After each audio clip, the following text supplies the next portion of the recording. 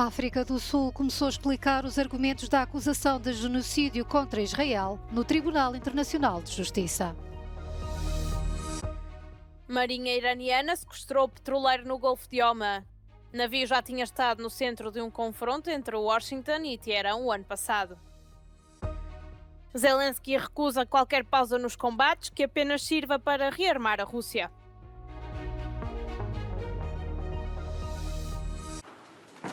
A África do Sul apresentou uma queixa no Tribunal Internacional de Justiça contra Israel, que acusa de genocídio na faixa de Gaza. No primeiro dia das audiências em Haia, nos Países Baixos, os advogados sul-africanos descreveram o número excessivo de mortos palestinianos, que já superam os 23 mil, dos quais 70% são mulheres e crianças.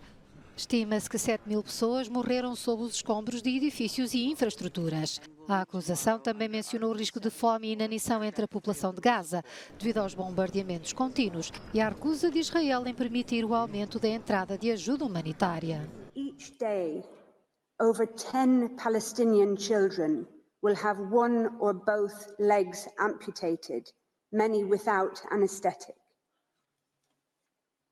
Each day, on current rates, an average of 3,900 Palestinian homes will be damaged or destroyed. More mass graves will be dug. More cemeteries will be bulldozed and bombed and corpses violently exhumed.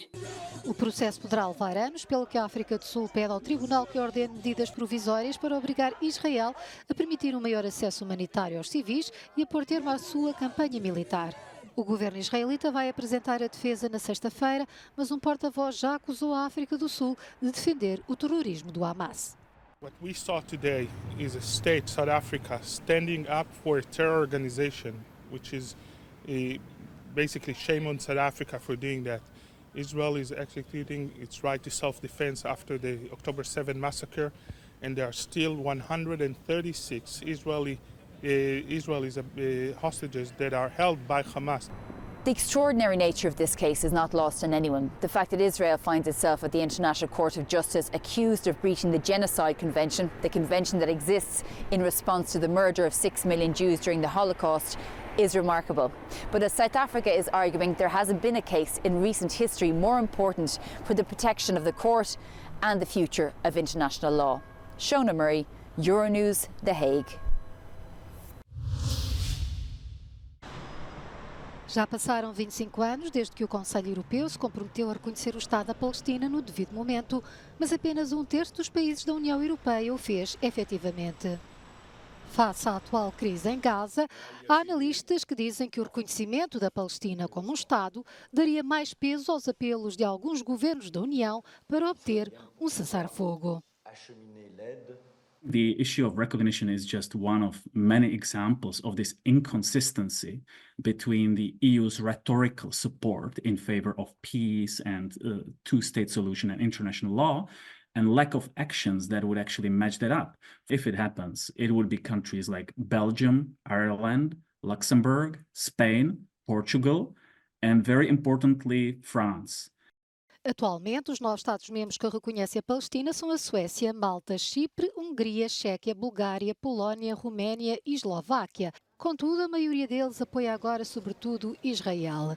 Apesar das divisões, a posição oficial da União é de relançar o processo de paz para estabelecer uma solução de 2 Estados. On est horrifié aussi de voir le nombre de morts, le nombre de blessés, les destructions augmenter chaque jour. On ne peut pas rester indifférent à ça. Et on doit œuvrer à une solution. C'est la seule voie possible. C'est retourner à la table des négociations. C'est travailler sur une solution à 2 États. Permettre aux Palestiniens de vivre en paix, d'avoir une perspective d'avenir. Este reconhecimento como Estado também ajudaria a autoridade palestiniana, que só controla a Cisjordânia, a ter mais condições para eventualmente administrar Gaza em vez do Hamas. Mas há ainda outra contradição a resolver: a expansão da colonização do território palestiniano por Israel. But it's also about the European treatment of Israeli settlements, the illegal settlements in the West Bank, which are actually preventing the possibility of a Palestinian state because they take up the territory where the state should be established. And we continue trading with them as if, they were legitimate entities. And at the same time, we say they are illegal. So that's just another example of inconsistencies. Quase 70% dos membros das Nações Unidas reconhecem o Estado da Palestina. Em dezembro, a Assembleia Geral votou a favor de um cessar-fogo humanitário imediato em Gaza. 153 países declararam-se a favor, mas entre os países da União, 2 votaram contra e 4 abstiveram-se. Horas depois de o Conselho de Segurança da ONU ter votado uma resolução a condenar os ataques a navios no Mar Vermelho, o Irão sequestrou um petroleiro no Golfo de Omã. O navio de carga St. Nicholas, que transportava 145 mil toneladas métricas de petróleo e uma tripulação de 19 pessoas, tinha como destino a Turquia. Pouco depois de ser abordado pela marinha iraniana, o navio alterou o rumo, dirigindo-se a águas territoriais do Irão, sendo cortada a comunicação com o petroleiro. O ano passado, o mesmo petroleiro foi confiscado pelos Estados Unidos, que na altura acusaram o Irão de tentar enviar petróleo para a China, violando as sanções impostas por Washington. À época, o navio chamava-se Suez Rajan e transportava barris de petróleo iraniano alegadamente contrabandeado. Teme-se agora que o incidente inflame ainda mais as tensões entre o Irão e os Estados Unidos, que criaram em dezembro uma coligação internacional para proteger o tráfego marítimo dos ataques dos rebeldes Houthis no Mar Vermelho. Na quarta-feira, os rebeldes do Iémen, que têm como principal aliado o Irão, lançaram drones e mísseis contra vários navios que se aproximavam do Canal de Suez. O ataque foi impedido por forças norte-americanas e britânicas. O presidente da Ucrânia, Volodymyr Zelensky, considera que a Rússia pode ser travada, mas insiste que Kiev necessita urgentemente de mais sistemas de defesa aérea. Na Estónia, em visita pelos países bálticos, depois de ter estado na quarta-feira na Lituânia, o chefe de Estado ucraniano disse que qualquer pausa nos combates só vai ajudar Moscou a rearmar-se, permitindo à Rússia esmagar a Ucrânia. Zelensky lembrou que a Rússia enfrenta neste momento um déficit de armas e equipamento e não é a altura de Kiev baixar os braços. Дати паузу, ризикнути, дати 2-3 роки Російській Федерації, вона потім може переїхати нас. І ми би так не ризикували. І слава Богу, що все це вирішується в Україні, і тому пауз на користь Росії точно не буде.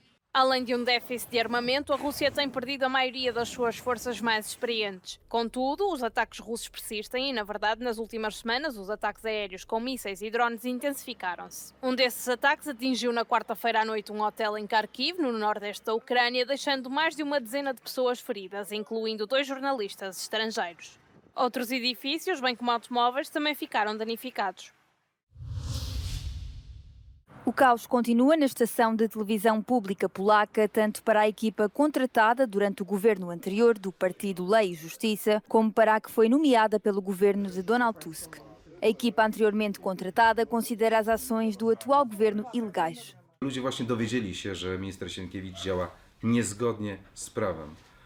Jego uchwała, jego decyzje zostały wprost rozjechane przez sąd. Ludzie to widzą. Bardzo ważne jest to, żeby Polska, rządzący, ale też Europa zobaczyła, że nie ma zgody polskiego społeczeństwa na autorytarne działania, metody, które wprowadza Tusk w Polsce. As ONGs e os peritos salientam que, embora fossem necessárias mudanças nos meios de comunicação social públicos polacos, também têm dúvidas jurídicas e políticas sobre a forma como estão a ser feitas. In recent years, public media became a mouthpiece for the governing majority on an unprecedented scale, and that really needed a change. What is doubtful, however, is the legal way the changes were introduced in Polish constitutional order. It is not the minister, it is not a politician in charge of appointing heads of the public media. A nova equipa da televisão pública, contratada em dezembro, diz estar a tentar criar um meio de comunicação social que esteja à altura das melhores práticas jornalísticas. Mas a legalidade da situação e a falta de acesso aos edifícios da televisão constituem um desafio. Potrzebne jest robienie normalnego programu informacyjnego.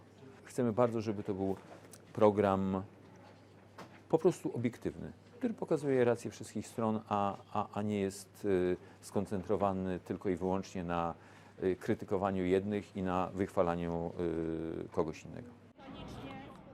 Os apoiantes do Lei e Justiça marcaram protesto em Varsóvia para quinta-feira contra as mudanças introduzidas pelo atual governo.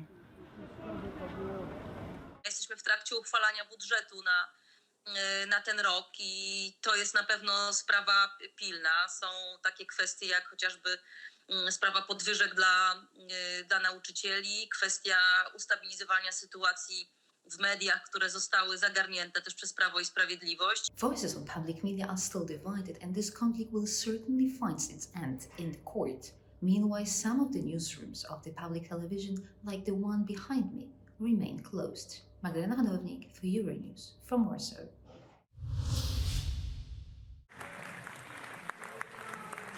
Chairman, good to see you, buddy. O ex-governador de Nova Jersey, Chris Christie, anunciou a desistência na corrida para a nomeação de candidato republicano nas eleições presidenciais de 2024. Christie tem sido uma das vozes mais críticas de Donald Trump dentro do partido. A desistência de Christie não deixa de ser surpreendente a menos de 2 semanas das eleições primárias, que acontecem a 23 de janeiro, especialmente porque tinha afirmado na noite anterior que estava disposto a enfrentar diretamente o ex-presidente Donald Trump. Sven-Goran Eriksson revelou que tem um cancro do pâncreas em fase terminal e admitiu que lhe resta provavelmente menos de 1 ano de vida. O antigo selecionador de Inglaterra, de 75 anos, já tinha anunciado em fevereiro do ano passado que iria retirar-se do futebol devido a problemas de saúde. Em 2001, tornou-se o primeiro estrangeiro a dirigir a seleção inglesa e acumulou títulos em vários clubes. Em Portugal, conquistou pelo Benfica 3 campeonatos, uma Taça de Portugal e uma Supertaça.